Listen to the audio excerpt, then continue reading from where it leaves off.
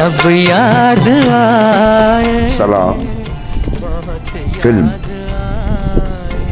एक team work है।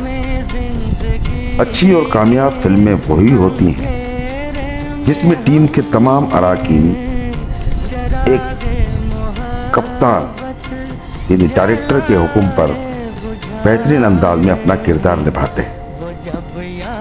लेकिन जहां डायरेक्टर खुद को कप्तान समझने की बजाय खुदा समझने लगते हैं तो फिर फिल्म इंडस्ट्री का वही हाल होता है जो हमारी फिल्म इंडस्ट्री का है। एक बहुत पुराना शेर है, शायर का नाम तो याद नहीं है, मुलाहिजा फरमाएं। जितने भी गदागर थे वो सुल्तान बन गए, जितने भी नमक हराम थे वो कप्तान बन गए। वाह करें या आह करें, ज़हरों के साथ रहें और खुश रहें। शुक्रिया।